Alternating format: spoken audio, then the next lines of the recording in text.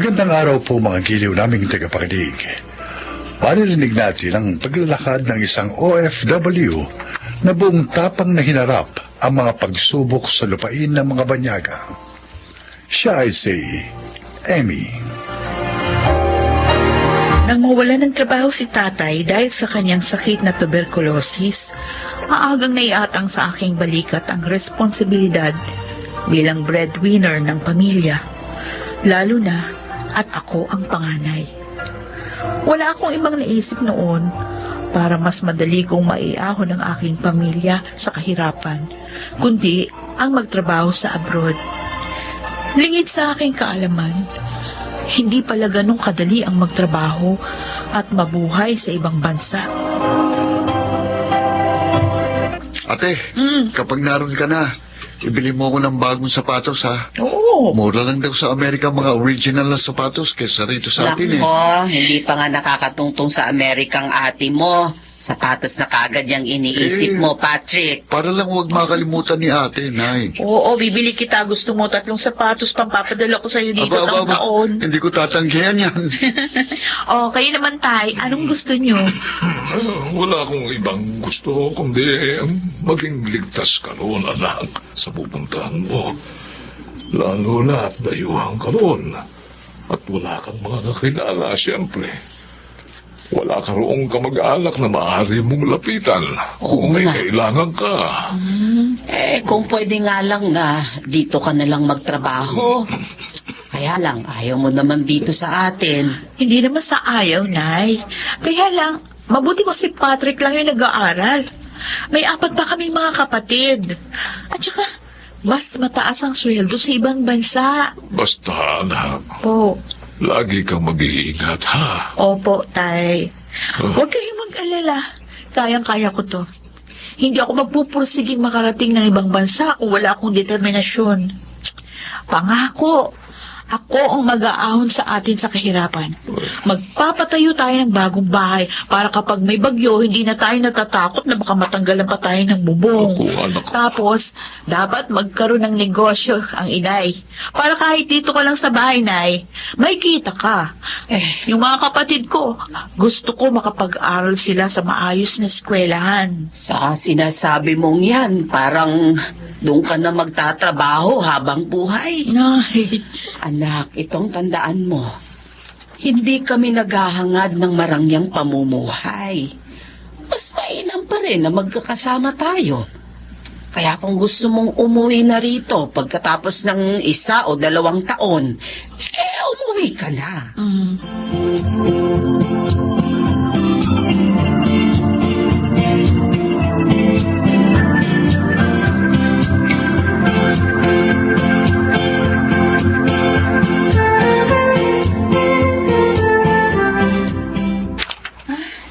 Ano, kumusta ang first day mo sa trabaho? ay, grabe. Nakakapagod. Kahit 4 na oras na lang yung shift natin, ako nangalay agad yung balikat ko. Napakarami palang customer sa restaurant na ito. Nasa Florida tayo. Palaging maraming mga nagpupunta sa beach, kaya maraming tao. Maiidlip lang ako ng ilang minuto. Oh, nagdo-double job ka ba? Oo, sayang. Wala naman akong ibang gagawin pagkatapos ng shift natin. O, saan ka mamaya? Doon sa bar, malapit dito. Dishwasher. Wow, bilib ginawa sa'yo. Ikaw? Caregiver ako sa hapon. May inaalagaan ako matanda. Ah, matagal ka na rito? Oo, 5 taon na. Uy, ang galing mo naman. Ako kaya? Tatagal din kaya ako ng ganyan? Katagal? Ang payo ko lang sa'yo, huwag kang magpapabuntis. Uy, grabe ka. Bakit? Uy, totoo yung sinasabi ko sa'yo, ha? Marami na akong ganyan nakatrabaho dito. Nakipag one night stand, nabuntis. O, syempre, hindi naman sila pwede magtrabaho. O, anong gagawin? Di uuwi sa Pinas. Hindi mangyayari sa akin yan. Dahil kailangan ko magsikap kasi maraming umaasa sa akin sa Pinas.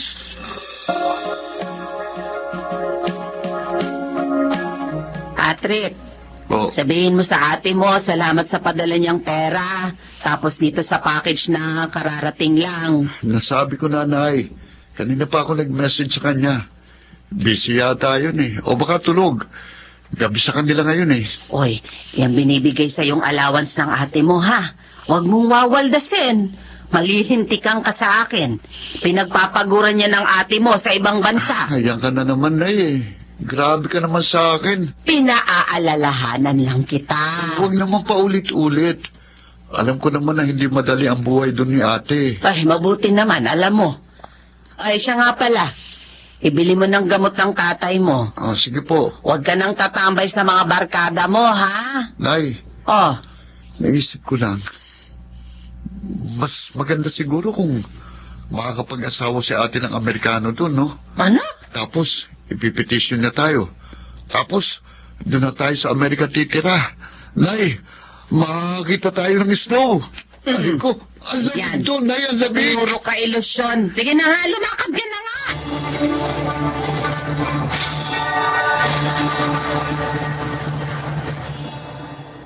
Amy, tapos na ang shift mo. Oo. Rod, ikaw? Mamaya pa. Uwi na ako eh. Teka na. Bakit? Nakikita mo yung Amerikanong yun? Oh, Yun yung nakaupo sa may pinto na naka-leather jacket. bakit? Gusto mo, pakilala kita. Ano? Ba't mo naman ako mapakilala doon? Regular customer namin yan dito. Kanina pagpasok mo, sinusundan ka ng tingin, tapos tinanong ako kung sino ka raw. Ay, yoko nga. Sige na, pakikilala lang naman kita eh. Malay mo, maging magkaibigan kayo.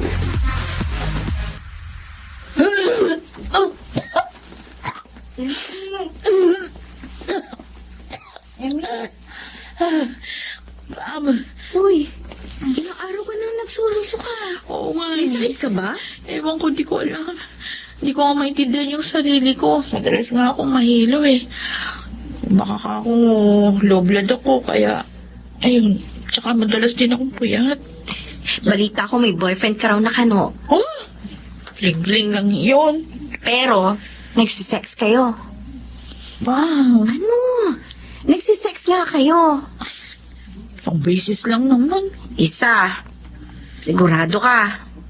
Bakit ba? Hindi kaya buntis ka?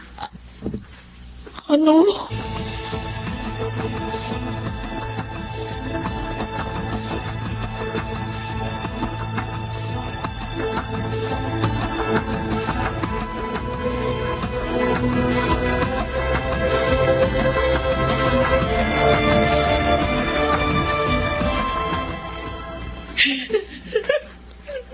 Sabi ko na kasi sa'yo eh. Binalaan na kita. Pa, anong gagawin ko? Ewan ko sa'yo. Hindi ako pwedeng umuwi sa amin ng ganito.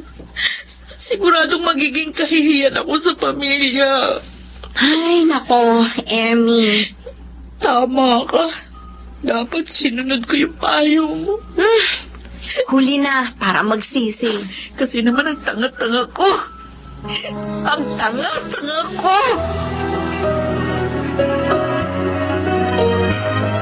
Kapanganak mo pa lang, magkatrabaho ka na agad? Rod, magugutom kami kapag tumigil ako magtrabaho. Bilib din talaga ako sa'yo. Nagtrabaho ka hanggang 6 na buwan na ang tiyan mo. Buti na lang ang liit mo magbuntis kaya hindi halata. Tapos ngayon, 1 buwan pa lang pagkatapos mo mga anak, magtatrabaho ka na agad? Ilang buwan akong hindi nakapagpadala ng maayos sa amin kaya kailangan ko magdoble kayod. O paano anak mo? Meron akong kinuha magbabantay. Pinay din. Tapos, ilan ang trabaho mo? Kahit ilan. Basta kaya pa ng katawan ko. Amy, Basta, hindi ako uuwi sa amin nang hindi ko natutupad ang pangako ko sa kanila. Naiaahon ko sila sa hirap.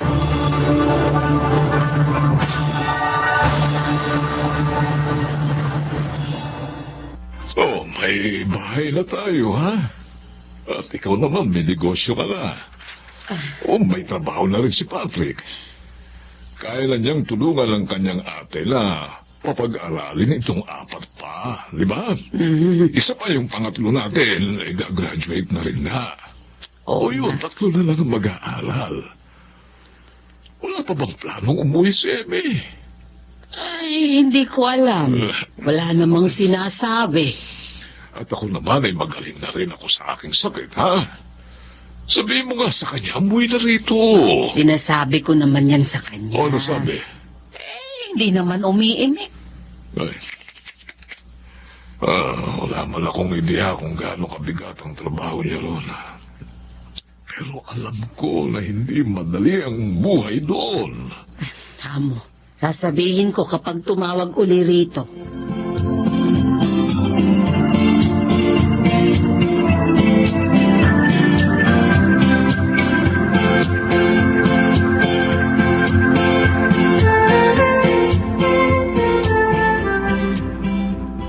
Tay! Ah! Narito na si ate! Ah! Larian na! Oh! Ay! Nay! Anak!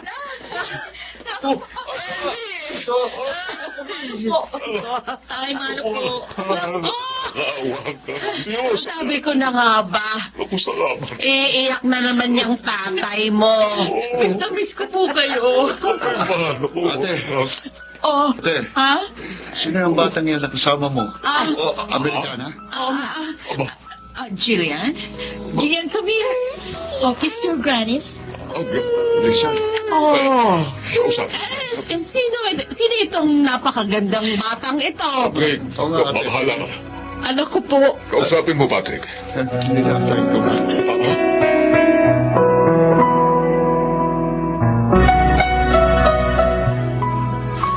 Tulog na ang apo ko. Nako, hindi ko akalaing magkakaroon ako ng apong ganito. Nay,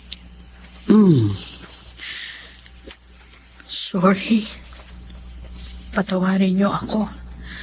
Bakit ka humihingi ng tawad? Kasi naging mapusok ako. At inilihim ko sa inyong disgrasyada ako. Hindi ka disgrasyada. Huwag kang humingi ng tawad sa amin. Kami nga dapat ang humingi ng pasensya sa'yo. Alam naming labis kang nahirapan dahil sa amin. Ay, kanina, iniisip ko kung paano kang nabuhay doon na may inaalaga ang bata. Kung paano ka nagbuntis na walang pamilyang nag-aalaga sa'yo. Patawarin mo kami. Hindi ka man lang namin nadamayan sa panahong hirap na hirap ka. Ayos lang yun, Nay. Sinabi ko talaga sa sarili ko na hindi ako uuwi dito hanggat hindi ko natutupad lahat ng pinangako ko sa inyo. Salamat. Salamat sa lahat ng pagsasakripisyo mo, Emmy. Salamat. Kahit alam kong masakit na nangyari sa'yo doon. Pero, ituring nating biyaya ang anak mo. Ang apo ko. Biyaya siya sa atin ng Diyos. Salamat. Salamat sa pangunawa, Nay. Maraming salamat sa 5 taong pagsasakripisyo para sa pamilya natin, Emmy.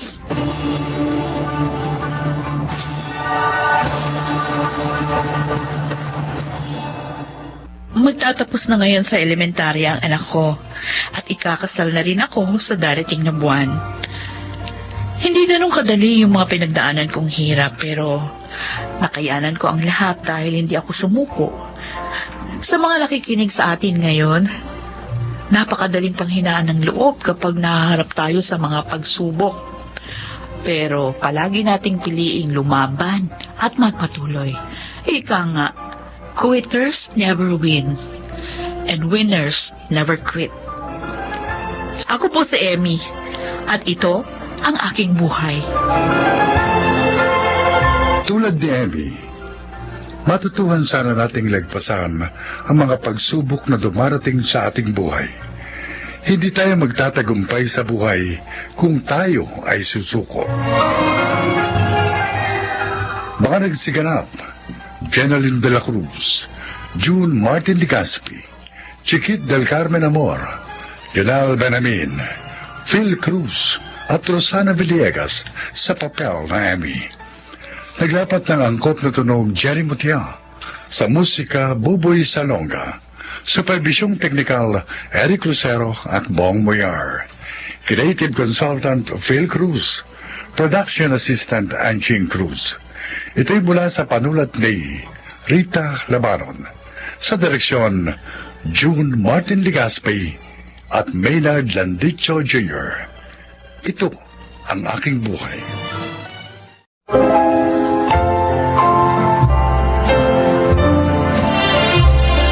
Magandang araw po mga giliw naming tagapakinig. Maririnig natin ang paglalakad ng isang padre de pamilya na kung paano niya natagpuan ang nawawalang bahagi ng kanyang pagkatao. Siya ay si Mario. 12 kami magkakapatid at walang maayos na hanap buhay ang aming mga magulang. Kaya ipinaalaga nila ang iba naming mga kapatid sa mga kamag-anak namin. 6 kaming naiwan sa aming bahay. Ako at ang pang-4 kong kapatid na babae ang pinakamalapit sa lahat. Subalit nagising ako isang umaga, nawala na siya. Mula noon, wala akong ibang ginusto, kundi ang makita siyang muli bago man lang ako mamatay.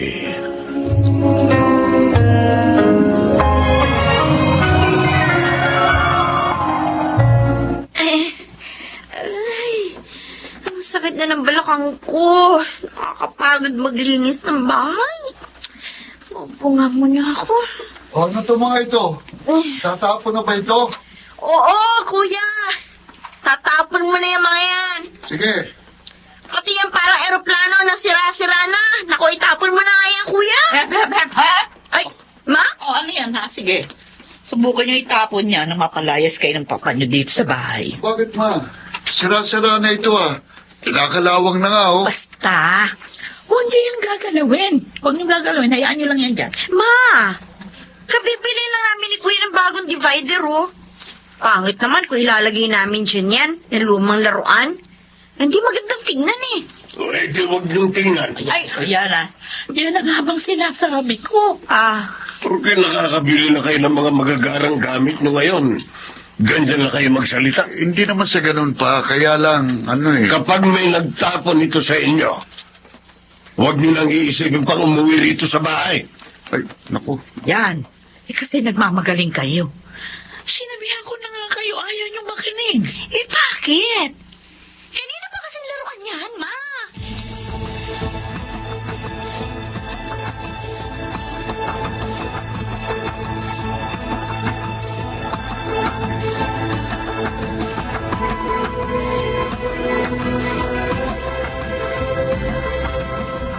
Ang ibig niyo sabihin, ibinenta ni Lolo yung ate ni Papa?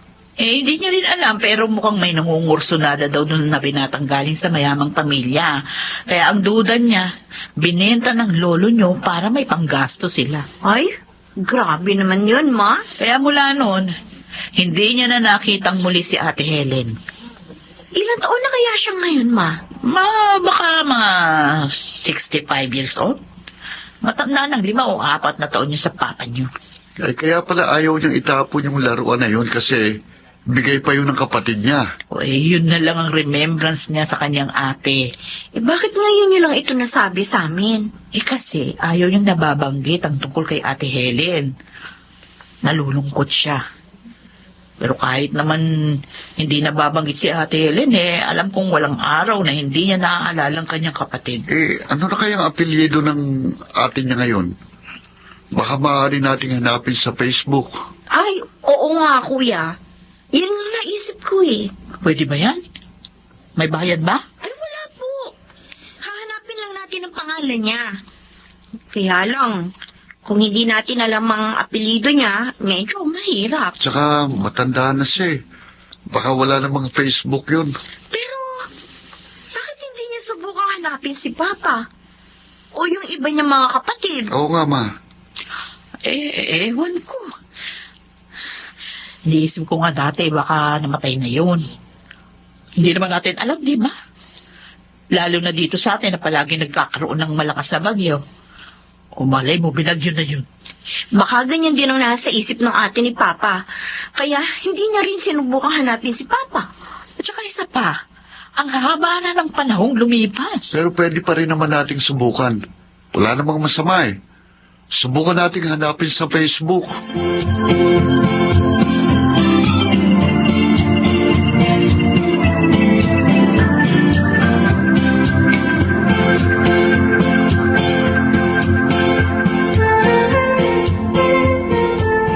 Kuya, eto oh. Patingin. Oh, di ba si Papa yan nung bata pa siya? Uy, buti na lang may nakatago pa siyang larawang ganito. O, yan na lang gamitin natin profile picture niya sa Facebook account na gagawin natin para sa Oo, kanya. sige. Kapag gumamit tayo ng picture niya, ngayong matanda na siya, hindi naman sa makakilala ng ate niya. Sana hinahanap din siya ng ate niya, no? Kung tayong dalawa kaya nagkahiwalay, hanapin mo rin ba ako? Baka hindi. Ha? Mas tahimik kasi yung buhay kapag wala ka eh. Ganun. Ay, Oh. ano ba? Joke lang naman yun. Kapag ikaw ang nawala, kukunin ko yung picture mo nung high school ka. Ipapiprint ko, tapos lalagyan ko ng missing. Ang pangit ng picture ko na yon. Ang itim-itim ko doon. Tapos may basa akong 2 inches. Kung bakit naman kasi kayo mga babae, kapag bored kayo, naglalagay kayo ng bangs. Hindi na ngayon. Natuto na ako. Buti naman. Ay, tara na nga. Iscan mo na yung picture na magawa na natin ng FB account si Papa.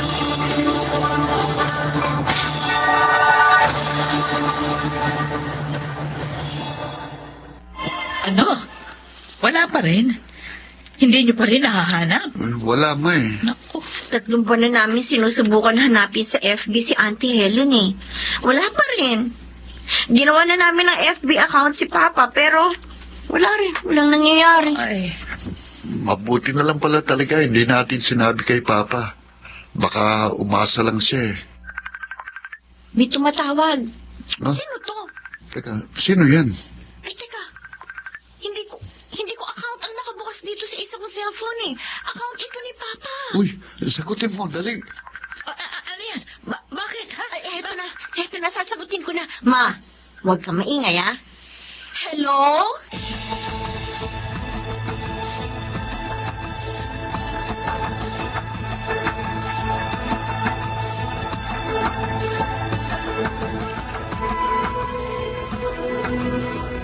Kinakabahan ako. Ma, kalma ka lang.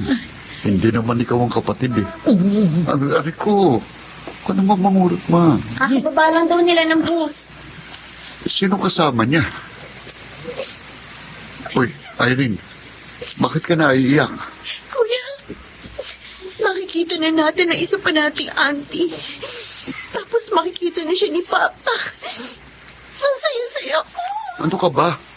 OA ka, ha? Umiiyak ka na kagad eh. Wala pa nga. O yan o, tingnan mo umiiyak din si Mama. Sino ba naman niya? Sino ba naman ang hindi maiiyak? Kuya, mahigit 40 years silang nagkahiwalay ni Papa. Oh, ayun. May nakikita na akong papalapit dito sa atin. Oh my gosh! Sila na yan, Kuya! Irene? Ah, Irene? Oo po! Ikaw si Kuya Wilson? Ako nga. nice meeting you, Wilson. Baba niyo? Oo. Mana po? Tina. Si Mama. Kuya, kamukha niya si Papa. Ikaw ang asawa ni Mario? Oo, Ate Helen. Ito yung mga anak ninyo? Opo, kami nga po. Ang lalaki na. Itong binata nyo, kamukhang kamukha ni Mario. Pareho kayo ng mata ng papa mo. Ay, Maaari ko ba kayong yakapin? Oo naman po, Auntie Helen. Ate, Salamat. Salamat sa Panginoon at nakita ko kayo. Ay, nakita ko rin kayo sa wakas.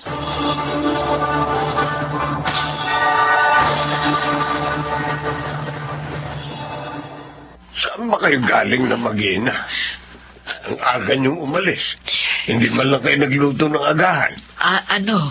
Nagsimba kami. Nagsimba. Oo. Anong araw ba ngayon? Miyerkules?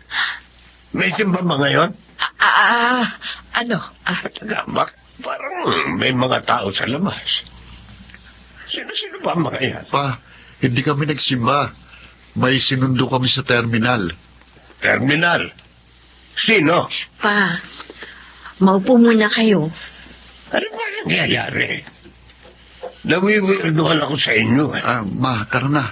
Iwan muna natin sila. O sige ha, ako'y magluluto muna ng agahan. Ano ba agahan eh? Alas 11 na. Ah? Tanghalian na lutuin mo. Oo. Dito ka lang muna maupo, ha? Bakit ba? Auntie, pasok ka na. Mario. Sinong Pa, si Auntie Helen po. Helen? Ako ito. Mario, ang ate Helen. Ate? Oo.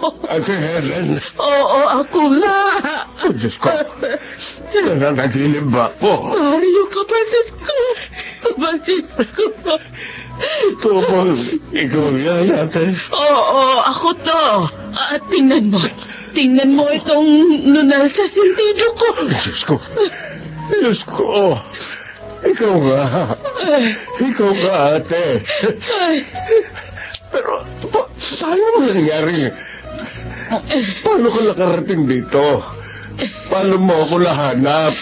Yung mga anak mo. Hinanap ako ng mga anak mo. Diyos ko, salamat. Salamat, dinilig din ang dasal ko. Salamat at buhay ka, ate. Mario. Salamat at nakita kita muli. Kapatid ko. Hindi ako ibinenta ni tatay. Naglayas ako nang malaman kong plano niya akong ibenta dun sa nangungursunada sa akin noon. Kaya hindi ko kayo hinanap noon dahil natatakot akong matagpuan niya ako at ipakasal sa lalaking hindi ko naman gusto. Mabuti na lang po at nakilala niya si Papa. Konduktor ng bus, nalasakyan niya papuntang norte. Hanggang ngayon hindi pa rin ako makapaniwalang naririto ka sa harapan ko at nakikita kita. Pasalamatan mo itong mga anak mo. Nagtiyagang hanapin ako sa Facebook. Hindi naman akong nahanap nila, kundi itong si Wilson. Nakilala ni Wilson ang larawan mo na kamukha raw nung larawan na nahablot ko. Noong araw na nag-impake at lumayas ako. May pakiramdam ako ng mga sandaling yun na maaaring hindi ko na kayo makitang muli. Kaya binaon ko ang larawang yun. Masaya kami nakita kayo muli. Mula ngayon, hindi na tayo magkakahiwalay na muli, Mario. Salamat sa mahabaging Panginoon. Salamat at nakita kitang muli, Ate Helen.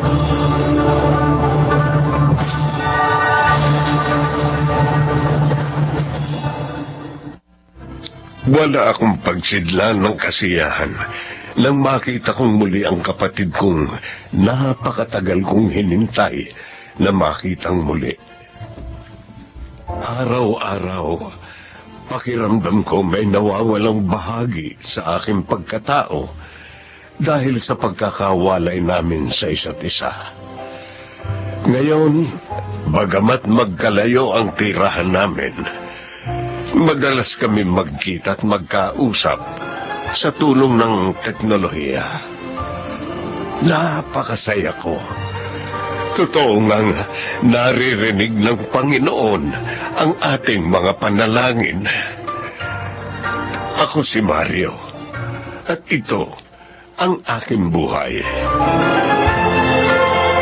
Huwag sana tayong magsawang manalangin. Dahil kung naaayon sa kalooban ng Panginoon ang ating dasal, ibibigay niya ito sa atin. Mga nagsiganap: Chiquit del Carmen Amor, Rosana Villegas, Jenaline de la Cruz, June Martin de Gaspi, Phil Cruz, at Lionel Benamin sa papel na Mario. Naglapat ng angkop na tunog Jenny Mutiao, sa musika Buboy Salonga, supervisyong teknikal Eric Lucero at Bong Muyar, creative consultant Phil Cruz, production assistant Anching Cruz. Ito'y mula sa panulat ni Rita Labanon, sa direksyon June Martin Ligaspi at Maynard Landicho Jr. Ito ang aking buhay.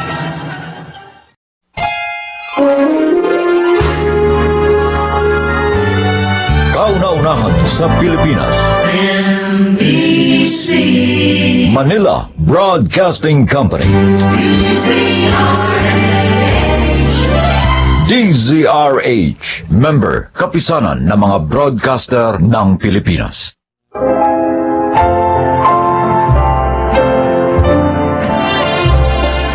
Magandang araw po mga kaibigan. Maririnig natin ang kwento ng isang babae at ng kanyang matalik na kaibigang naging mortal niyang kaaway. Siya ay si Zenaida.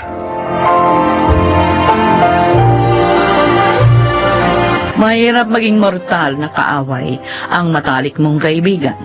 Bakit? Dahil kayang-kaya niyong siraan ang isa't isa. Lalo na at pareho niyong alam ang halos lahat ng sikreto ng bawat isa. Yan ang natutuhan ko sa mahabang panahong pagiging magkaaway namin ng dati kong best friend. Sino na naman ang nagsigarito sa likod bahay? Ngayon pa talaga, ha? Pupunta pa naman dito sa direksyon ng bahay namin ang hangin. Puno na ng usok ang bahay, ah! Zenaida! Hoy! Ikaw na naman ang may gagagawa nito, ano, Zenaida? Hoy, Rufina. Tulog ang apo ko, ha? Huwag kang maingay. Kung ayaw mo, hagisan kita nitong baga. Aba, hindi ko pa itong matapang dyan, ha? Kung hindi ka nagsigarito, tahimik sana tayo. At anong gusto mo? Itambak ko ng itambak ang mga basura namin dito? Hanggang sa maging parang payatas na tumakuran ko? Di sana sininggihan mo na rin yung sarili mo. Kasi basura ka rin naman. Ah, ganon. Ma! Ma! Ay, nako, hintayin mo ako dyan at tatawid ako dyan. O, sige. Tumawid ka nang maisama kita rito sa mga sinusunog kong basura. Total, plastic ka. Ma, tama na yan. Tama, Halika na ha? sa loob. Sige. Hindi, bitiwan mo nga ako, Gingging. Tayo na sa loob.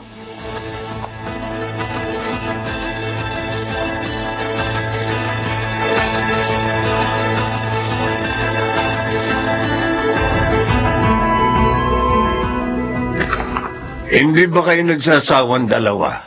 May walang araw na hindi kayo nagraratratang gamit ang mga bunganga nyo. Nakakahiya na. Anong gusto mo? Tumahimik ako habang nagsasalita ng kung ano-ano ang matandang hukluban na yon?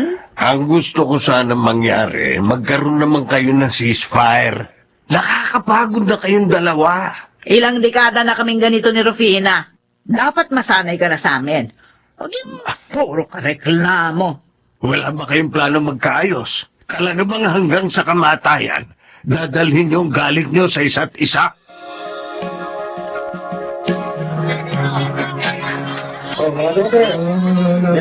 Oh, ibigay ko na sa itong lahat ng isdang ito, ha, Ging? 200 na lang ito para makauwi na ako. Talaga, Banjo? Oo. Sige, hindi ko yan tatanggihan. Saka, pauwi ka na ba, ha? Sumabay ka na sa tricycle ko. Ay, oo. Pero, teka lang, bibili muna ako ng pansahog dito. Okay, sige. Total, magliligpit pa naman ako, hintayin kita, ha? Ah, sige, Banjo. Pero doon lang kita sa may papasok sa atin ibababa, ha? Makakagalitan na naman ako ni Mama kapag nalamang pinasakay kita, eh. Oo, ayos lang. Naiintindihan kita. Bakit naman kasi ang ayaw ng mga nanay natin? Naipasa pa sa ating mga anak nila, eh. Ay, nako. Ang mainam pa, Banjo. Sa paningin lang naman talaga tayo hindi nagpapansinan eh. Kapag hindi naman sila nakatingin, magkakaibigan naman tayo, di ba? Sabagay nga, tama ka. O sige, bibili muna ako ng gulay. O sige, hihintayin kita rito.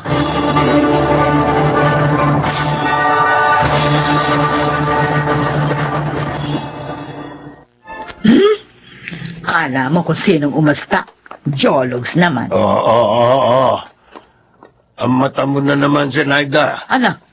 Kung tanawin mo si Rufina, talo mo pa ang giraffe. Umahaba masyado yung leg mo. May spring ba yan? Ay, Nardo, huwag mo akong asarin dyan na baka may tamaan ka sa akin. Ay, naka. 2 dekada ng patay si Menandro. Yung lalaking pinag-awayan nyo. Pero hanggang ngayon, hindi pa rin kayo nakaka-move on. Hindi namin siya pinag-awayan.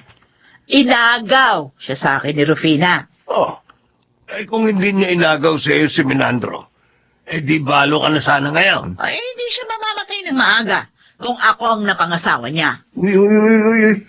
Baka nakakalimutan mong asawa mo ang kaharap mo. Okay, bakit? Alam mo namang pinakasal lang kita dahil ikaw yung may gusto sa akin hindi naman ako. Kung hindi ako napangasawa mo, wala ka sana mga anak na gwapo at magaganda. So? Ang ibig ko lang naman sabihin, matatanda na tayo. Matatanda na kayo. Baka nga may sumunod na sa inyo kay Menandro. Ay, hindi ako yun, ha? Mabuti pa. Magbati na kayo ni... Ano? Yan ang kaibigan mo. Napakarami niyang inagaw sa akin. Ano nga yung magiging summa cum laude nung college? Dapat sa akin yun. Pero hindi niya pinasa ang research paper ko, kaya bumagsak ako. Akala ko nga best friend ko siya, eh. Oy. Pero traidor pala ako. Tapos sinulot niya pa si Menandro sa akin, ha? Siniraan pa ako sa mga magulang ni Menandro. O ngayon, sabihin mo sa akin, paano ko siya mapapatawad, ha? Kaya gumanti ka. At dito ka nagpatayo ng bahay sa tabi ng bahay niya. Oo. Ay, naku. Para lagi niya akong nakikita. At nang palagi niyang maalala yung ginawa niyang kasamaan sa akin.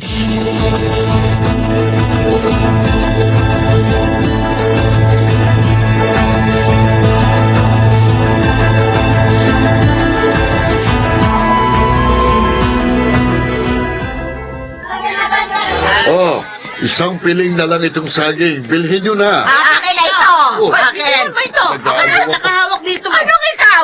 Tingnan mo nga, dalawang kamay ko nakahawak sa saging. Oh, Rufina, Sanaida. Bitiwan nyo saging malalabog eh. Baka hindi ko na yan maibenta. Bibilin ko ito. Ako ang bibilin nito. Kano ba ito, Ente? 180 yan. Malalaki yan. Oo, eto, ayan, 200 yan. Keep the change. Hindi, Ente. 220. Ako na ang bibili. Hindi, Enteng. Eto, 250. Dadagdagan ko na 50. Sa akin na ito. Ano ba kayong dalawa? Ano? Kung gusto nyo, pareho ng saging na yan. Teka ha, hahatiin na lang natin yan. Ayoko! Hindi! Kaya kong bilhin ang isang pili na ito. Kaya hindi ako papayag na may kahati. Ganon, ha? Ano ba? Bitiwan nyo nga ito! Bitiwan nyo! Hindi ko na lang ito pagbibili. Ay, di ba? Pinagtagan na nga namin ang presyo. Ayaw mo pa. Ikaw pa nga grabyado dyan, oh. Ako na tuloy yung inaaway nyo ngayon. Ako naman Wala ngayon. ngayon! Hindi na ako bibili ng saging sa'yo! Ako rin, hindi na ako bibili ng saging. Ano ba? Ako pa bang mali?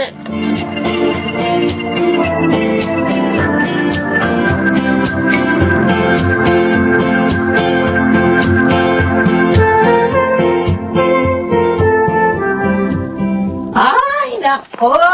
Sarap naman ang hangin dito sa bakura namin. Ay, nako! Mga halaman ko! Didiligan ko kayo para presko kayo. Hindi kagaya ng iba dyan na para lamang gulay! Mabuti pa ang hangin! Fresh! Hindi tulad ng iba dyan, parang amoy isdang bilasa. Papaho! Iniinisa naman talaga ako na sinayda na ito, ha? Ang dibdib ko. Bakit? Parang sumasakit sa Ng hangin dito. gabi pa ito, ah. Kaya ang bumabaho. Dahil may amoy matanda. Aray ko. Aray ko, ang dibdib ko. Ay! Aba, si Rufina. Ha?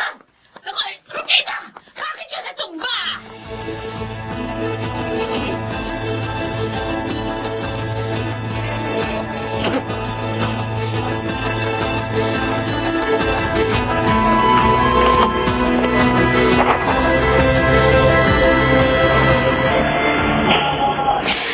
Ma! Gingging, anong sabi ng doktor? Auntie Zen, cardiac arrest daw. Kanina pa siya nire-revive. Atake? Opo. Ilang araw na nagre-reklamo si Mama na masakit ang dibdib niya. Akala ko nga kung ano lang eh. Diyos ko. Auntie, salamat po pala kasi inagapan niyo siya kanina. Kung hindi kayo humingi ng tulong, baka hindi ka agad siya naisugo dito sa ospital. Nagulat ka ako nang bigla siyang bumagsak eh.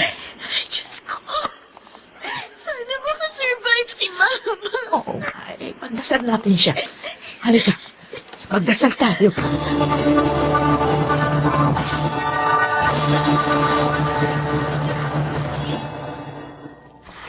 Ano, Banda? Ano sabi ni Dingjing? Wala na pa. Wala na si Auntie Irvina. Oh, Diyos ko.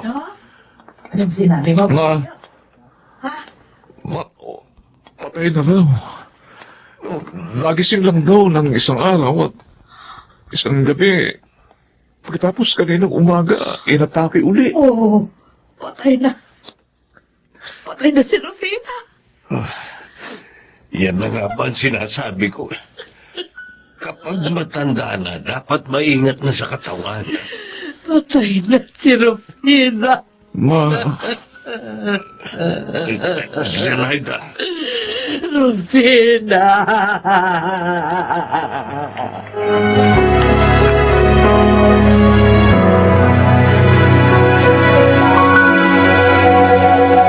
Salamat sa pagpunta, Auntie Sen. Nakikiramay ako. Gingging. Maupo po kayo, Auntie. Hindi naman totoo na hindi ko pa siya napapatawad. Oh, Matagal ko na siyang napatawad. Kaya nga, nakaya kong tumira malapit sa kanya. Kaya lang, sa lahat ng mga nangyari, talagang hindi naman kayang bumalik pa sa dati.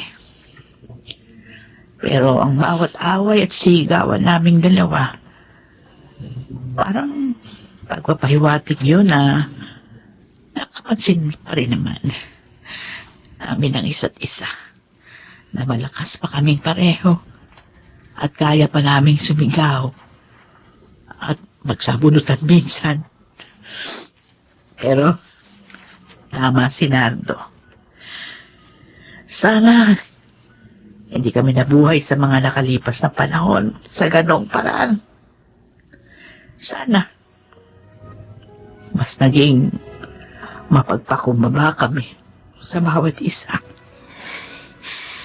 ganun din naman po si Mama. Isang beses, nung bumabagyo, sinisilip niya po ang bahay ninyo. Tapos sabi niya, mukhang magigiba na raw ang bahay niyo. Mabuti raw ang bahay namin matatag. Pero alam ko, paraan niya yun para tingnan kung safe pa ba kayo.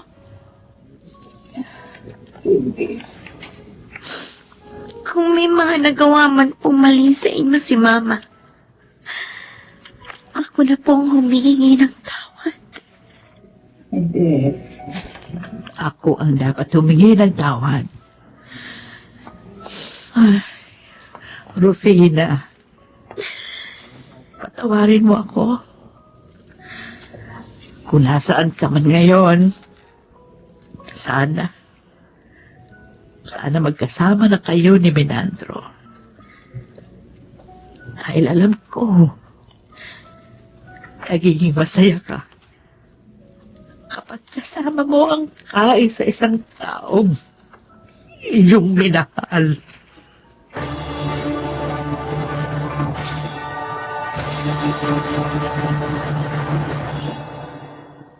Hindi ko alam na sa ganong paraan matatapos ang kwento naming dalawa ni Rufina.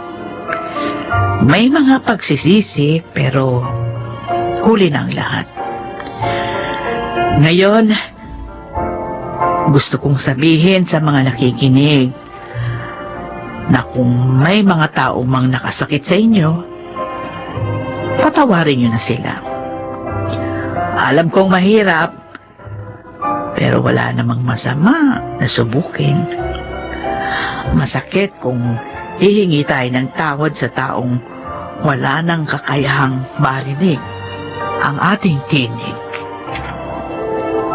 Ako si Zenaida at ito ang aking buhay. Maikli lamang ang buhay at masasayang ito kung paiirali natin ang pride. Mga nagsiganap, Chiquit del Carmen Amor, Lionel Benamin, Phil Cruz, Jun Ligaspi, at Rosana Villegas sa papel na Zenaida. Naglapat ng angkop na tunog, Jerry Mutia, sa musika Buboy Salonga, supervisyong teknikal, Eric Lucero at Bong Muyar, creative consultant Phil Cruz, production assistant Anching Cruz. Ito'y mula sa panulat ni Rita Labanon, sa direksyon June Martin Legaspi. Ito ang aking buhay.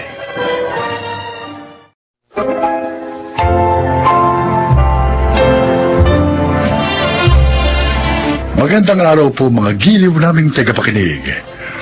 Maririnig natin ang kwento ng buhay ng isang individual na nagtiyaga at naghintay dahil sa paniniwalang lahat ng pinagdaraan ng suliranin ng isang tao ay pansamantala lamang. Siya ay si Marion. Namatay ang nanay ko nung mga bata pa kami. Walang maayos na trabaho si tatay, kaya hirap siyang itaguyod kaming magkakapatid. Pero hindi ko yung ginawang dahilan para panghinaan ng loob. Nagsumikap ako upang makatulong sa aming pamilya. Pagkatapos kong kumuha ng mga subjects, saan nga ba ako pupunta? Ang lawak naman kasi nitong school na ito eh. Buti pa magtanong ako dun sa nakaupong lalaki.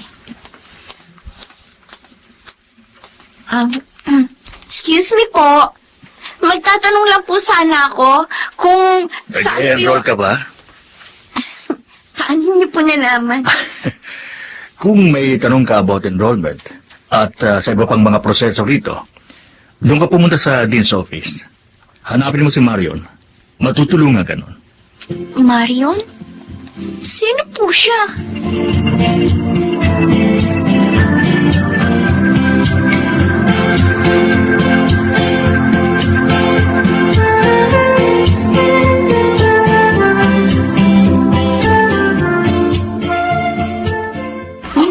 Isa-isa na kasi ang tanong. O ano ba yan? Pwede na, doon na tayo sa labas. Makakagalitan ako nito. Siya na yata yung Marion. Halika, o dito tayo sa labas. Excuse me? Ay, sorry po. Ay, ikaw, doon ka sa office na yun, yung malapit sa gate. Ikaw naman umakyat ka sa second floor. Andun yung library. Kung mag-enroll ka, doon ka muna pumunta sa student's lounge. Doon nakapaskil yung mga subjects na kukunin mo. Apo. Ikaw, ano kailangan mo?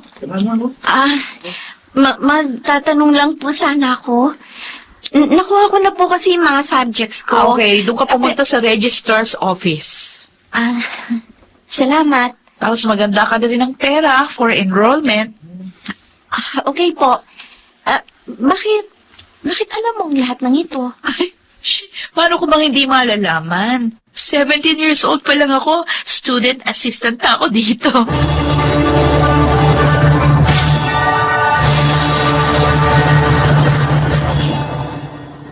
Marion, Alam ko na po, Tay. Hindi pa ako makakakuha ng maraming subjects ngayon kasi kulang yung pan-tuition ko. Okay lang po yun. Pasensya ka na. Anak, 6 na taon ka na sa kolehiyo dahil paunti-unti ang kuha mo ng mga subject. Ayos lang ho yun, Tay. Nag-enjoy naman ako. Isa pa, kahit pa paano, meron akong kinakita sa pagiging student assistant, kaya okay lang. Hindi ka ba naiilang? Bakit naman po ako maiilang? Ang mga kaklase mo, mas bata pa sa'yo. Ay, naku, Tay. Sa kolehiyo, may mga nag-aaral, may asawa na, may apo na. Kaya age doesn't matter. Salamat sa pangunawa mo. Wala naman po akong ibang pwedeng gawin, kundi unawain ang sitwasyon natin. Hindi ko naman pwedeng ipilit yung gusto ko. Hayaan mo, Tay. Nakakapagtapos din ako. Soon.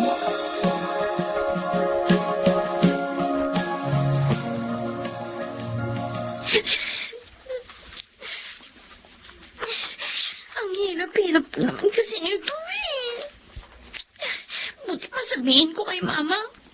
Mag-drop out na lang ako. Oh, nandiyan ka.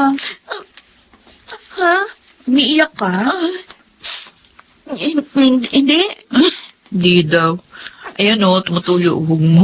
Ay, Bakit dito ka sa CR umiiyak? Umuwi ka doon sa bahay niyo para malaman ng mga magulang mo yung pinagdaraanan mo. magsasabi naman ako sa kanila mamaya eh. Hindi naman sana nakikialam ako, no? Bakit ka umiiyak? Nakakaisang buwan na kasi ako eh. Pero nahihirapan talaga ako mag-adjust. First time ko na tumira malayo kina Mama. Tapos ang hirap pa ng mga subjects sa accountancy. Gusto ko na lang mag-drop out. Pag mahirap, susuko ka agad? Ganyan ba dapat ang attitude? Eh, Saan ka ba nakatira? sa dorm, malapit dito. Ilang unit yung kinuha mo? Kompleto ba? Oo, syempre. Anong pangalan mo? Angie. Angie. Alam mo ba, Angie, hindi lahat ng estudyante katulad mo.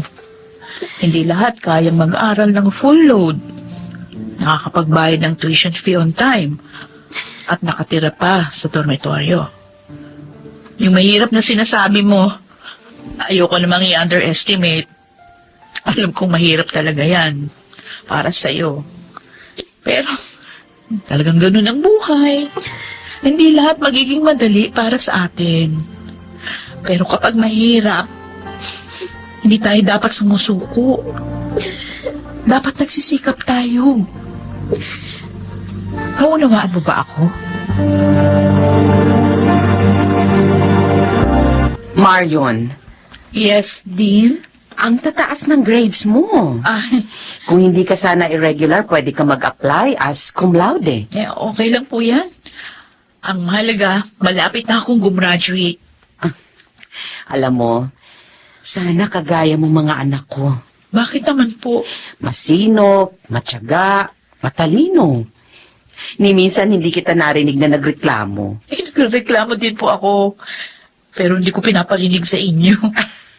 Nagreklamo ako kapag sarili ko lang ang kasama ko. Ay, darating ang araw, maaabot mo rin ang mga pangarap mo. Talagang yun naman po ang aking goal.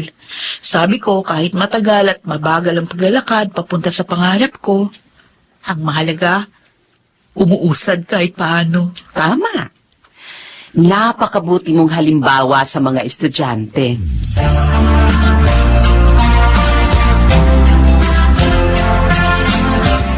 Salamat po. Teka, parang kilala ko ito. Prince?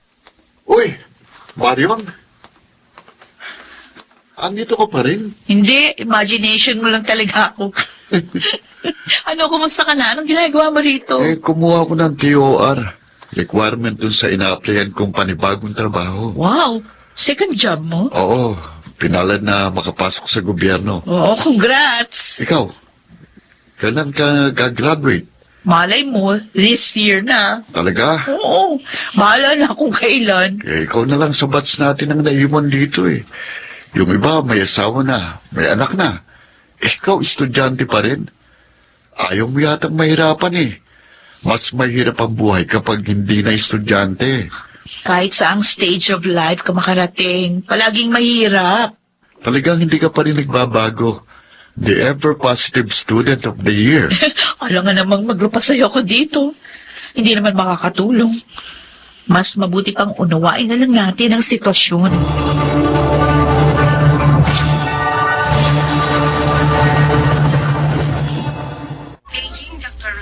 Tay, bakit kasi pinilit yung buhatin yung 2 sakong palay? Hindi na ho kayo tulad ng dati. Mahina na kayo dahil tumatanda na. Mabuti na lang, hindi tuloy ang nabali ang likod nyo. Pasensya ka na, Marion. Magpalakas kayo agad, ha? Hindi tayo pwede magtagal dito sa ospital. Wala tayong pambayad. Pasensya na talaga, anak. Maghahanap muna ako bukas ng part-time job para makatulong sa gastusin ninyo. Maapektuhan na naman ang pag-aaral mo. Malapit ka na sanang graduate, di ba? Huwag nyo na munang isipin yan, Itay. Anak, pasensya ka na, ha? Alam nyo, mula nung mamatay si nanay, puro pasensya at patawarin mo ko na lang ang naririnig ko. Baguhin nyo naman yung linyahan nyo. Sana sabihin nyo rin minsan na kaya natin to. Magsikap lang tayo, malalagpasan din natin ito. Sana huwag yung palaging iparamdam sa akin. Sa amin ng mga kapatid ko, nakaawa-awa ang sitwasyon natin. At parang wala na tayong pag-asa.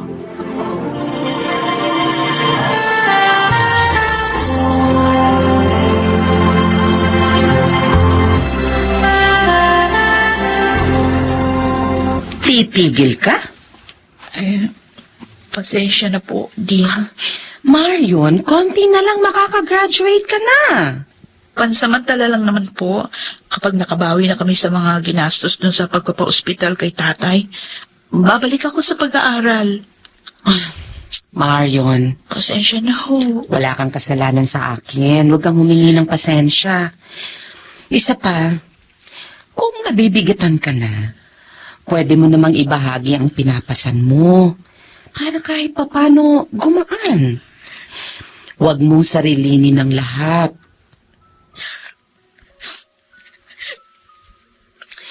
Alam kong nagtitiis ka lang. At alam kong hirap ka na rin. Gusto ko na rin po talagang matapos ang lahat ng hirap na pinagdaraanan namin. Pero, pakiramdam ko araw-araw may panibagong hamon na dumarating. Pakiramdam ko kami lang, ako lang, ang paboritong bigyan ng pagsubok ng Diyos. Ang hirap-hirap. Pagod na rin po ako. Marion. Pero hindi ako pwedeng sumuko.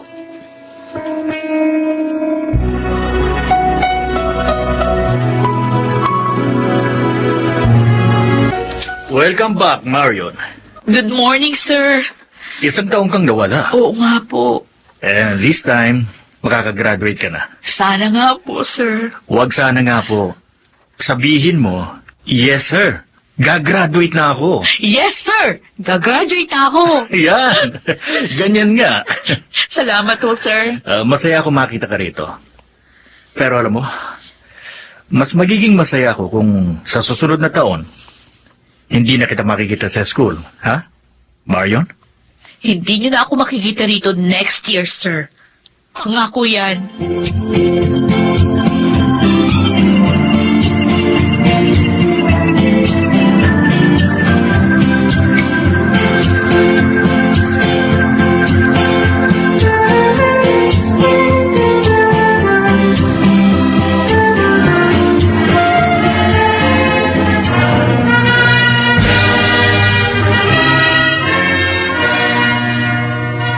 Otay, dito kayo sa kanan ko. Anak, kinakabahan ako eh. Ano ba yan? Maglalakad lang naman tayo eh. Ganito pala pag may anak na gumagraduate. O ngayon, alam niyo na pakiramdam. Ate Marion! Uy, Angie! Congrats! Thank you! Tayo na sunod. Sige. Marion, congrats ha. Thanks!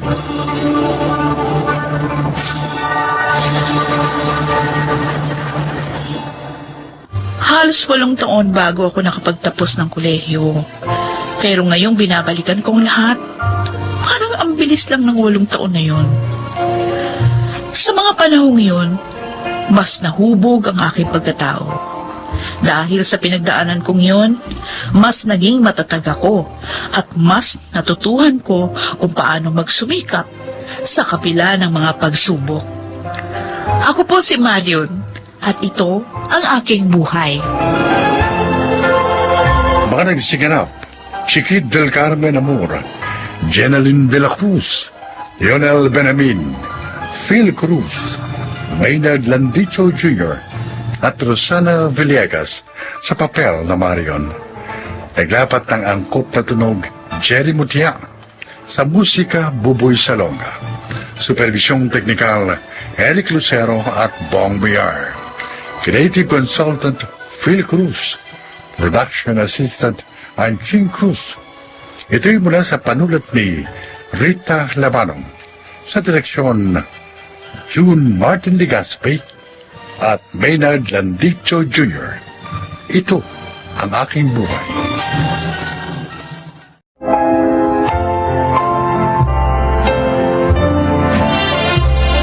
Mga kaibigan, sa araw na ito ay maririnig po ninyo ang testimonya ng isang nilalang na nais ibahagi ang kanyang kwento upang kapulutan ng aral. Siya po ay si Cora.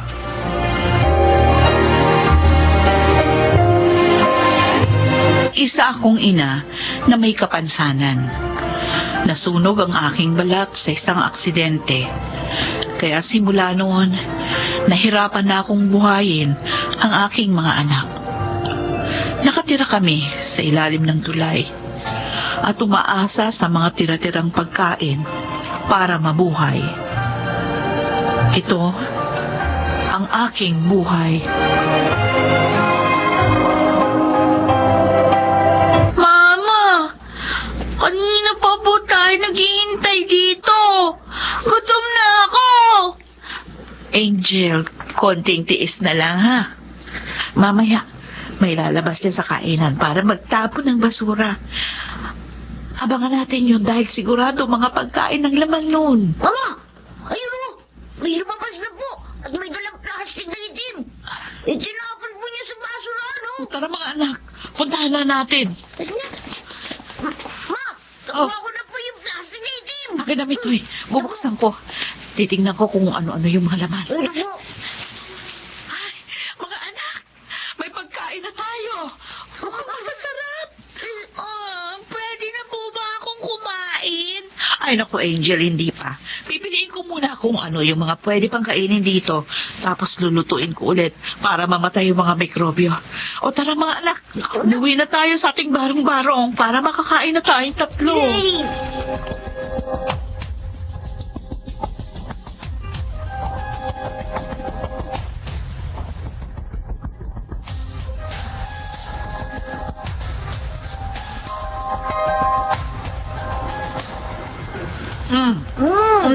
Ano mga anak? Nasarap ba? Opo. Ano na po yung mga balat ng fried chicken? Ako naman po. Gusto ko yung lumpesyahay. Kahit na tira-tira, masarap naman. Niluto at sinarapan kong mabuti yan para ligtas kainin. O sige na, kain lang kayo ng kain. Chop-chop! Wow! Ay. Ma, bakit po kayo natigilan sa pagkain? Hindi mo ba masarap yung pating na uwan nyo? Pasensya na kayo mga anak kung hindi ko kayo napapakain ng maayos. Alam ko delikado itong kinakain natin pero wala akong maisip na ipakain sa inyo. Ang hirap kasi ng buhay. Wala akong mapasukang trabaho kasi Tingnan niyo naman ang itsura ko. Hirap akong kumilos dahil sa balat ko. Mama, di naman po namin kayo sinisisi kung ganito ang naging buhay natin. Ang importante lang naman po, magkakasama tayo. At may nakakain pa rin tayo kahit papano. Pero huwag kayong mag-alala. Kapag may pagkakataon ako, pakakainin ko rin kayo ng malinis at sariwang pagkain.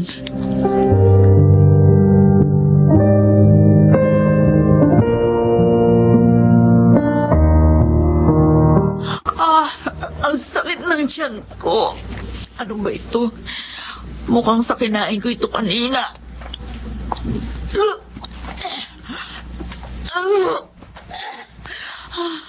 Buti na lang, hindi sumakit ang tiyan ng mga anak ko. Mama, bakit gising pa po kayo? Masakit po bang tiyan niyo? Oo, anak. Siguro dahil doon sa kinain ko kanina. Pero kaya ko to. Idudumi ko lang to tapos mabilis mawawala ang sakit ng tiyan ko. Sigurado po kayo? Sige na, anak. Matulog ka na. Opo, ma. Diyos ko. Patawarin niyo ko kung hindi ko kayang buhayin ng maayos sila Mitoy at Angel. Hindi baling ako na lang ang sumakit ang tiyan dahil sa mga kinakain naming pagpag.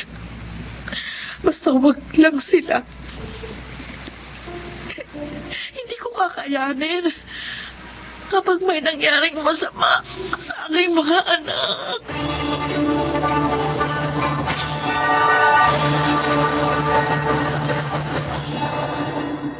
Ma, nagugutom na po si Angel. Sandali lang mga anak. Iniisa-isa ko pa itong nakuha kong pagpag kanina.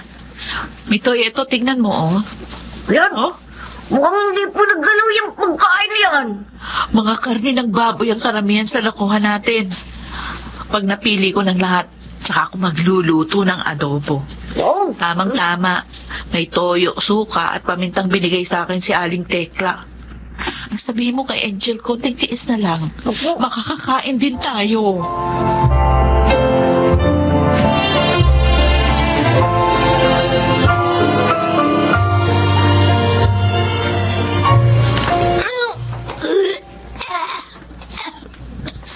Angel? Oh, Diyos ko. Ano nangyayari sa'yo? Ang sakit po ng tiyan ko, Mama. Tulungan niyo po ako. Mitoy! Mitoy, halika dali! Ang kapatid mo! Sumasakit ang tiyan. Tulungan mo akong kargahin. Hihingi tayo ng tulong. Opo.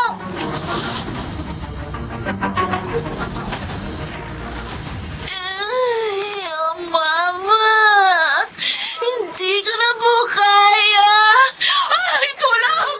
Tulong, makiusap na lang kayo ng anak ko. Kawawa kayo sa amin. Hindi na kaya ng anak ko yung pamimilipit ng tiyan niya. Tulungan niyo kami, nakikiusap ako. Iligtas yung anak ko. Anong nangyari sa anak mo? Na-food poison ba siya? Hindi ko po alam. Kumain lang po kami ng pagpag na adobo.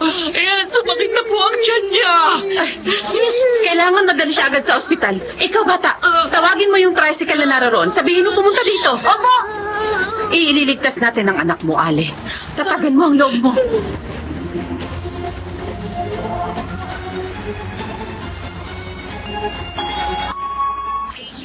Doktor, kumusta na po ang lagay ng anak ko? Ligtas ng bata. Tama kayo. Sumakit ang tiyan niya dahil sa kinain niyang pagpag. Mrs., hindi po talaga safe kainin ng mga pagkain nang galing sa basura. Dahil contaminated na ito ng mga mikrobyo na pwedeng magdulot ng sakit sa sino mang kakain nito. Wala po kasi kung mapapakain sa mga anak ko. Mahirap lang po kami. Wala pong trabaho. Hindi po ako matanggap dahil sa itsura ko. Kaya pagpag lang po ang kaya kong ibigay sa kanila. Ganon ba? Opo. Pasalamat tayo sa Diyos dahil naagapan ang sakit ng anak mo. Dahil kung tumagal pa yan, pwede niya yung ikamatay. Ay, sige, misis. May aasikasuhin pa akong ibang pasyente, no? Iwan ko na po kayo. Salamat po, Doktor. Opo. Salamat po, iniligtas yung anak ko. Anong sabi ng doktor? Ligtas na daw po ang anak ko. Naku, maraming salamat sa inyo. Tinulungan niyo ako madala si Angel sa ospital. Ano po palang pangalan nyo? Cora po. Ako si Mrs. Cruz. Nagtatrabaho ako bilang social worker sa DSWD. Huwag ka mag-alala sa babayaran dahil ako na ang sasagot ng bills. Ako na rin ang bahala sa mga gamot ng anak mo. Ano po, Mrs. Cruz? Malaking bagay po itong ginawa niyo para sa amin. Ilalapit ko rin sa DSWD ang mga anak mo. Baka meron silang maitulong sa inyo.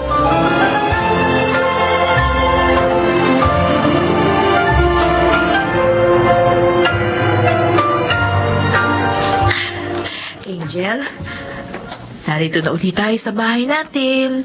Yay! Ang saya-saya! Nakakamiss po itong bahay natin. Alam mo, Angel, masaya kami ni Mama na magaling ka na. Ay, Mrs. Cruz, tuloy po kayo sa munting tahanan namin. Salamat. Pagpasensyahan niyo na po yung bahay namin.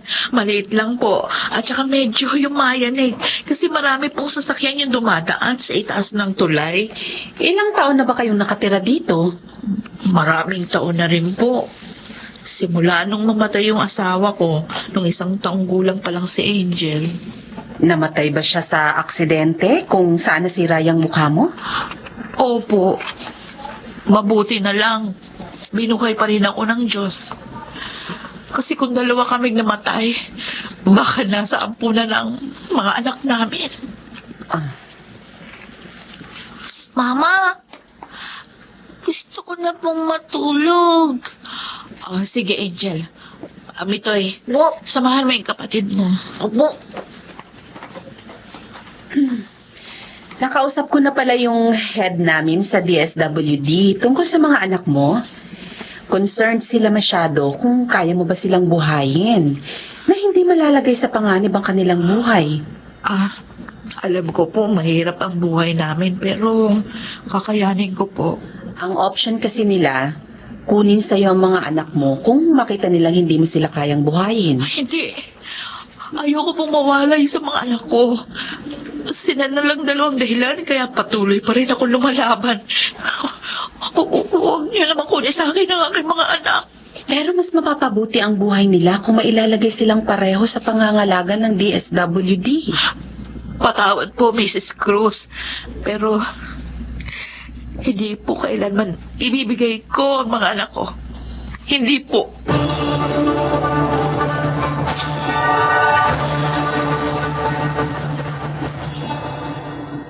Mga anak, eto na ang pagkain nyo. Wow! Instant noodles! Saan niyo po ito nakuha, Mama? Namalimos ako sa tulay. Yung naipong ko, binili ko na lang yan. Hanggat maaari, ayoko na kayong pakainin ng pagpag.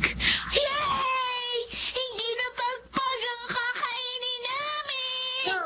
Mitoy, iluto mo na tong noodles para makakain na kayo. Opo, Mama. Tara, Angel. Cora! Si Mrs. Cruz ito! Ay, sandali lang po. Ay, Mrs. Cruz, tuloy po kayo. Ano pong balita? Nakausap ko na ang DSWD tungkol sa mga anak mo. Hindi na sila kukunin sa'yo. Talaga po. Sa halip, tutulungan kanilang mabigyan ng kabuhayan para masuportahan mo mga anak mo. Aba, magandang balita po yan kung ganun. Tutulong din ako sa'yo.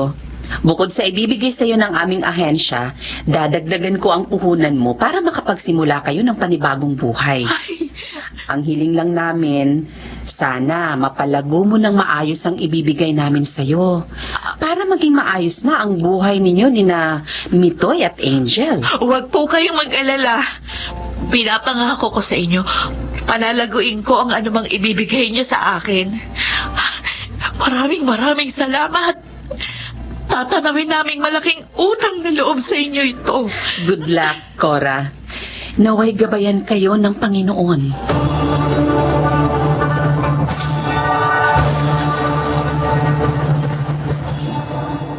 Sobrang pasasalamat ko sa mga mabubuting Samaritanong tumulong sa aming pamilya. Kung hindi dahil sa kanila, hindi magiging maayos ang aming buhay. Napapalago ko ng maayos ang puhunang binigay nila sa akin. At sa ngayon, hindi na kami kumakain ng pagpag. Nabigyan din kami ng gobyerno ng pabahay at hindi na rin kami nakatira ngayon sa ilalim ng tulay. Bilang ina, parang nabunutan ako ng tinik sa dibdib nang makita kong umaayos na ang buhay ng aking mga anak. Ako si Cora at ito ang aking buhay. Mga nagsiganap: Rosana Villegas, Chiquit del Carmen Amor, Phil Cruz, Maynard Landicho, Jenaline de la Cruz, at Leonel Benjamin. Naglapat ng angkop na tunog Jerry Mutia sa musika ni Buboy Salonga. Supervisyong teknikal Eric Lucero at Bong Muyar. Mula sa panulat ni Krishna Senga. Direksyon Salvador M. Royales. Ito ang aking buhay.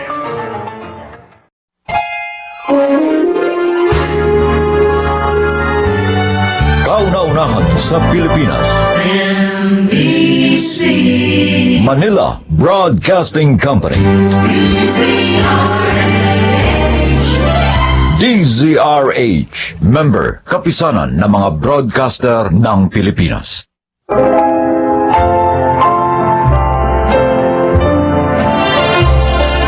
Mga kaibigan, sa araw na ito, inyong maririnig ang kwento ng isang dalagang isinakripisyo ang tunay na itinitibok ng kanyang puso upang mapanatili ang respetong iniingatan para sa kanyang sarili. Siya ay si Veron. Nakapag-aral ako sa isa sa mga kilalang universidad dahil sa scholarship ng isang foundation na tumutulong sa mga estudyanteng tulad ko na nagtapos mula sa public high school. Dito ko nakilala si Arman na naging kaklase ko mula first year hanggang fourth year sa kursong computer science. Mabait si Arman, maginoo at masipag sa pag-aaral. Ang mga katangiang nagbigay dahilan sa akin upang tugunan ang pagtatapat sa akin ng kanyang damdamin sa kalaunan. Pero ang kwento naming dalawa, tulad din ng gasgas na kwento ng isang mayaman at mahirap na nag-iibigan. Ang ibig mong sabihin, magkahiwalay ang mga magulang mo, Veron? May iba na po kasing pamilya si Itay, tita. Ang nanay mo, ganun din. May iba na rin kinakasama? Wala po. Nang iwan po kami ni Itay, dalawa na lang kaming namuhay ni Inay. Oh, na-stress ako sa sitwasyon ng pamilya niyo. Pati tuloy sa pagkain, nawala na ako ng gana. Tatapatin kita, Veron. Hindi kita gusto para kay Arman. Kaya ngayon pa lang, sinasabi ko na sa'yo, layuan mo ang anak ko.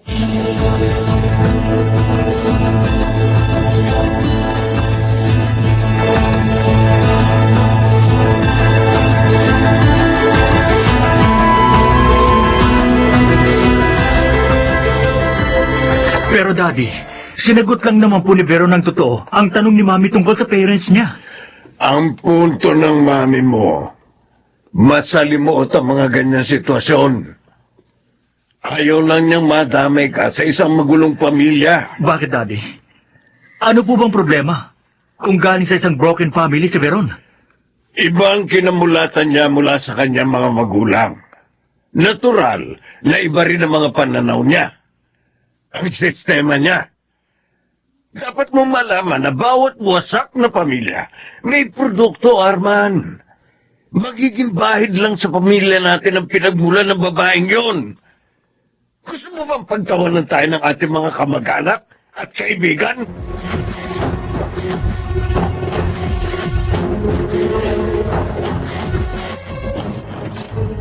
O, Beron, tayo nang magkapunan, anak. Susunod na lang po ako, inay. Teka, umiiyak ka ba? Namumugto kasi yung mga mata mo. May kinalaman ba sa pagpapakilala sa iyo ni Arman sa kanyang mga magulang? Negatibo po ang pagtanggap nila sa akin. Lalo na nung malaman nila tungkol sa sitwasyon natin. Ayun na namang issue ng sirang pamilya. Ako kuminsan, ginagamit na lamang nilang dahilan yon para sa mga pansarili nilang interes sa kanilang pera. Sa dignidad nilang questionable. Dahil pa rin sa kanilang inaasal.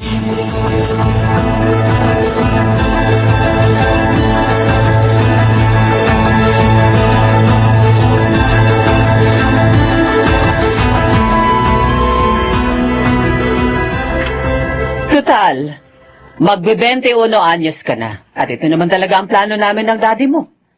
Mainam pa ngang sa US mo na tapusin ang iyong kurso. Doon, mas maraming oportunidad. Higit sa lahat, maraming babae. Kaya ayusin mo na mga papeles mo.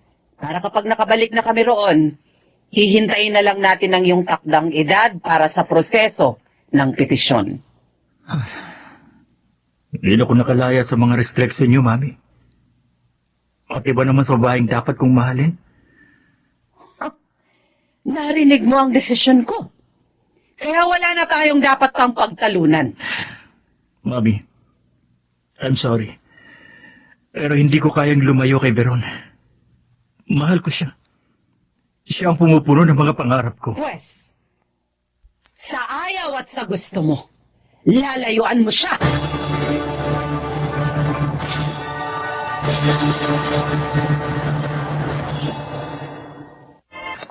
Beron! Beron, sandali. Huwag mo naman akong iwasan. Galing ako sa isang sirang pamilya, Arman. Hindi naman nakakahawa yun eh. Lalong hindi namamana ang isang broken family. Iba yan sa paniniwala ng mga magulang mo. Ang pinangahawakan ko, yung ibinigay mo sa aking karapatan na mahalin ka. Karugtong ka na ng American dream ng mga magulang mo, Arman. Green card holders sila. Ikaw ang kukumpleto sa kanilang mga pangarap. Beron, mahal kita. I want you forever. You and me. Araw-araw bastang iniisip ko. Isang buhay na ikaw ang kasama ko. Iiwan mo pa rin akong kinukontra ang malulungkot na sandali. Dahil sa ayaw ko at sa gusto. Kailangan ko makasanayan ng kirot na iiwan mo dito sa puso ko. Pero sana nga, lahat ng sakit na mararamdaman ko sa paglilimutan natin, kailangan kong tanggapin ang maluwag sa aking dibdib. Na magiging kwento na lang ang mga yun sa paglipas ng panahon.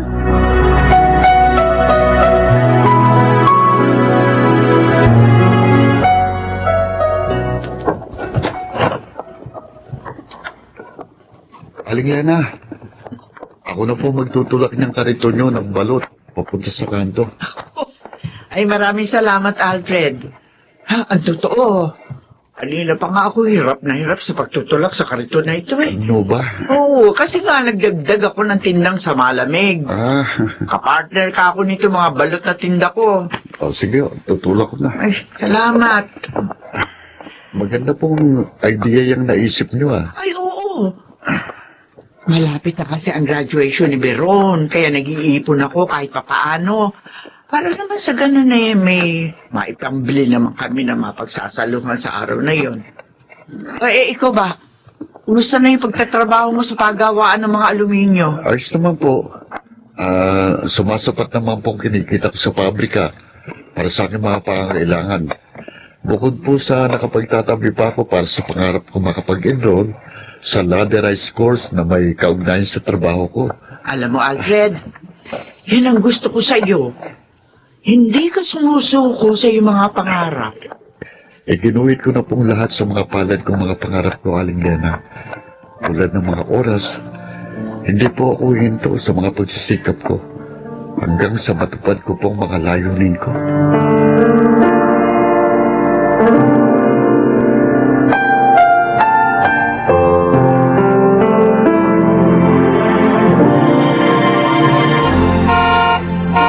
Arman, ang parents mo. Arman! Alam mo mamayang gabi ang alis namin ng daddy mo pabalik ng US. Pero pinaghanap mo pa kami sa mabahong lugar na ito para lang makita ka. Mami, may mahalaga na po akong sasabihin kay Veron. At sa araw pa ng flight namin ng daddy mo? Bakit? Mas importante ba kesa sa amin ang sasabihin mo sa babaeng yan? Ma'am, please. Arman, sabi ko naman sa'yo, hindi ka na dapat pa nagpunta dito.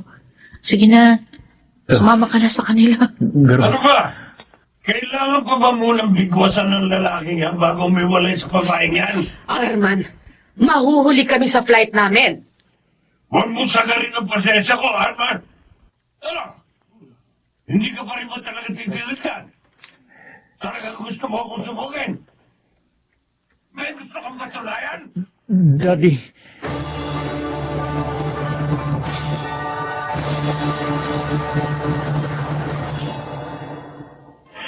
Hindi ko naman masisisi ang mga magulang ni Arman para tutulan ng pag-iibigan nila ni Veron. Karapatan nilang hangarin ang para sa kapakanan ng kanilang anak. Pero napakasakit sa akin na makita at marinig na pinagsasalitaan ng masasakit ang kababata mo, Alfred. Kung minsan, kaya po nasisira ang pagkakakilala sa mga pagkatao natin dahil na rin po sa mga maling kwento ng iba, Aling Lana. Isang malaking kasalanan na ba ngayon ang manggaling sa isang sirang pamilya na kailangang kapuutan, isumpa at huwag ibilang sa lipunan?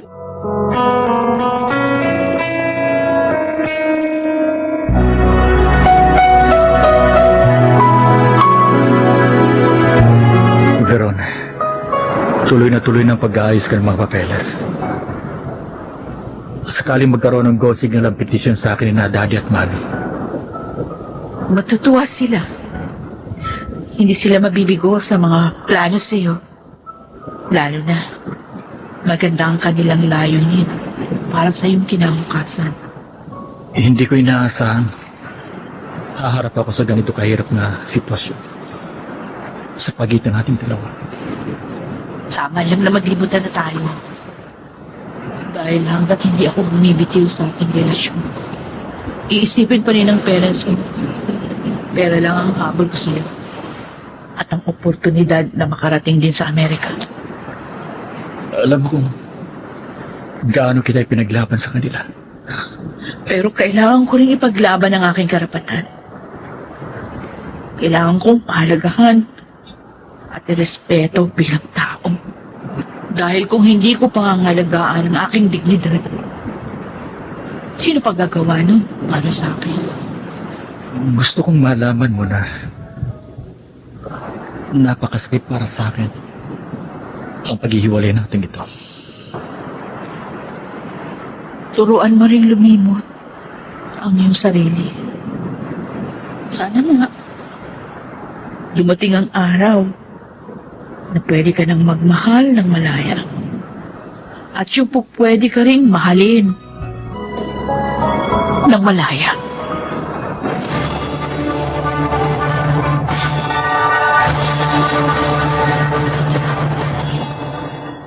Nagsinungaling ako nung sabihin ko kay Arman na madali ko lang siyang malilimot dahil ang unang-unang kong kalaban ay ang aking puso.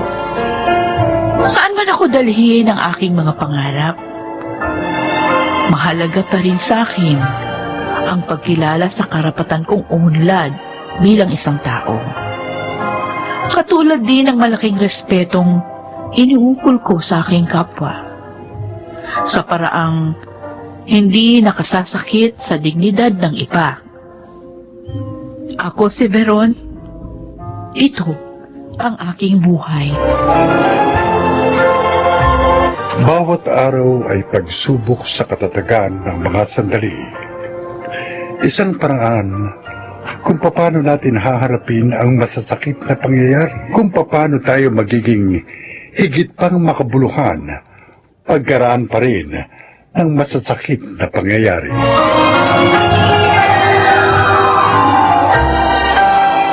Mga nagsiganap, Susan Robles, Jeneline de la Cruz, Maynard Landicho, Lionel Banamin, Phil Cruz, at Rosana Villegas sa papel na Veron.